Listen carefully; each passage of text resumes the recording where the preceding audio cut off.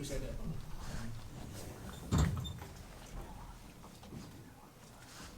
All right, on your left, Frank Harris, on your right, Oscar Cardenas.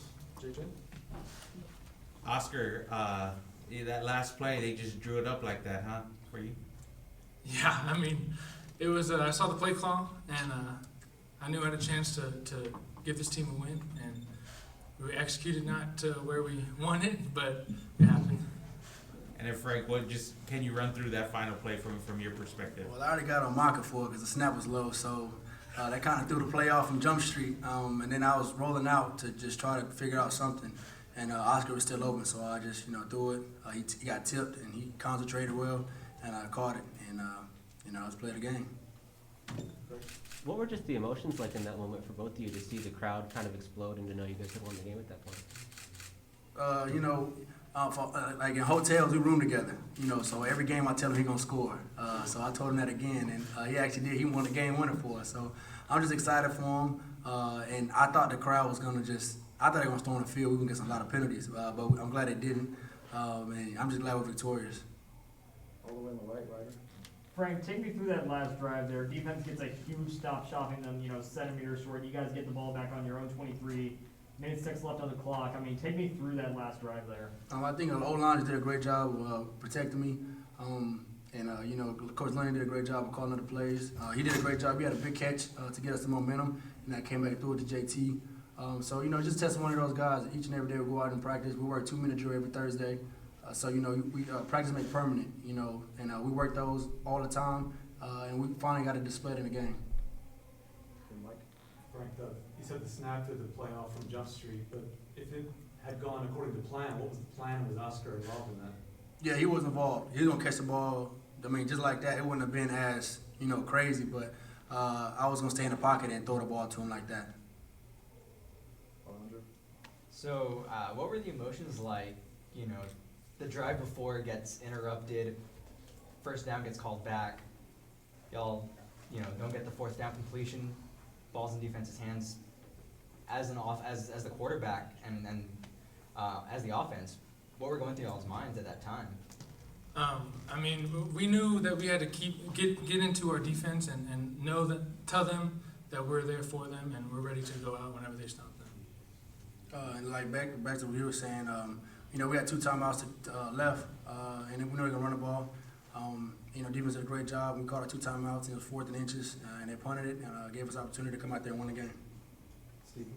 What does it mean to you guys, to being from San Antonio, what does it mean to you guys being part of the first team to win the West Division at UTSA? It means a lot. We came to San Antonio, we came to UTSA for a reason.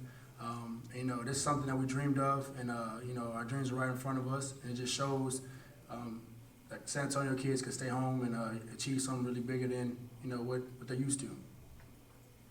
And going back to what he said, coming here, we had a plan to make this program great, and I think we're doing a great job right now and waiting for next week. Frank, what did it mean to you to play as well as you did today after you were kind of disappointed in your own performance last week, to bounce back and you came to a win like you did today? You got battled through adversity. My whole life I battled through adversity with injuries and stuff. So it's just another test for me. And I know I was going to bounce back like that because I prepared. And like I said, I've been through it my whole life. So it was nothing different. Raul? I was just going to ask you on the actual catch. The low snap and then like he tipped it. Did you see him tip it, and were you able just to? Yes, sir. Kind of keep following the ball. We do drills like that every day before practice, and I just sank to the level of my training, and it happened. The ball was in the air for like 12 seconds. Oh, it got huge. Frank, everybody's going to talk about the touchdown play for the ages, but can you talk about the run that you have when you put your body on the line? You have a tremendous collision. Is that play a representation of the character of the team that you have as the road runners, that no matter what happens, you're going to try to score the touchdown? I'm kind of mad about that, actually. I should have got in. I should have figured a way out to find a way to get in the end zone. So we couldn't have, gone and won it in that dramatic fashion, but I'm glad it did happen that way. But we just, everybody put the life on the line, especially for the seniors. It's the last time coming in here. Well, not no more, but just put a life on line for the seniors. This is the last season for them, and just playing selfless. Just do whatever you can just to come out victorious. JJ and Greg. Frank, you guys play for a conference title in a few weeks. I know you have another game in between then, but what does it mean to be able to, officially be able to play in that game? It means a lot to us, but, we're going to watch the film tomorrow and then throw that away and just get ready for UNT, and then we'll discuss, the conference championship after UNT game. Frank, how often do you guys practice that scenario, coming down with no timeouts, about a minute left, about 80 yards to go? How often is that something you run through? Every Thursday we practice 2-minute drill, whether we have timeouts or no timeouts, whether it's short 50 yards or 80 yards, we go through it all the time. Like I said earlier, we just finally got on display, but it's something that we've been working really hard on, so it's just not new to us.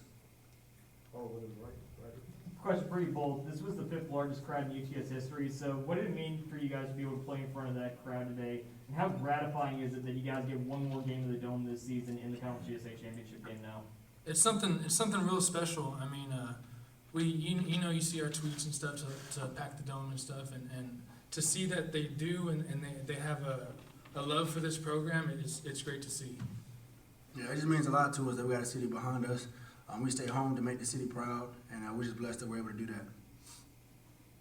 Frank, walk us through when the guy goes down. Were you gonna go up and would you spike the ball? Did you have another play call when the guy at the goal line, when you stopped?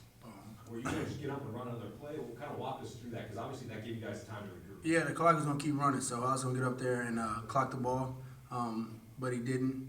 He didn't get up, so once they got off the field, once the ref blew the whistle, the clock was gonna start again. So I knew once he blew the whistle, I had to snap it right away, so the clock wouldn't go. So that's something that we talk about as well, that a lot of people probably don't really know of. So it's just something that I just credit Coach for letting us know those things. Oscar, it happened so fast, and you talked about the ball getting huge or looking huge. Was it happening slow enough for you to have a thought whenever the ball is tipped, and a thought when it's in the air, and a thought of the whole season comes down to this moment? He's a choice. You better caught it. Yeah, I mean, what he said. I mean, like I said, we do this during practice, and we execute it very well. I mean, besides the snap, of course, he's getting on knockout. But seeing 50 tip that, I knew it was going to be a huge play, and I'm glad I got it done. So was it a bad pass from Frank? No. That was saved. Never bad. Doesn't matter. Some wins are ugly, some wins are. We call them wins. You caught it.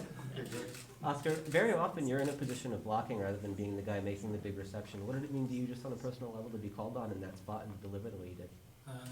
I knew when they said 11-0, and I knew I've done it in practice plenty of times, and I know I'm a good catcher in the catching game, and to see the play call and execute it very well is something very special.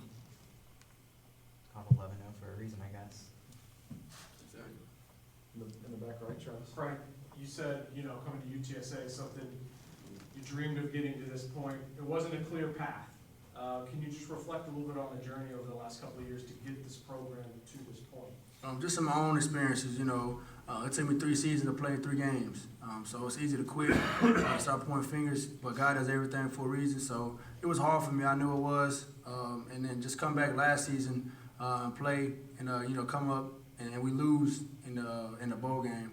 So just battling through adversity and feeling like I'm letting the city down or whatever the case may be. To just now, everybody's proud, we're victorious, and Coach Shredder's doing a great job of us just, everybody's going in with the culture, and I'm just so happy.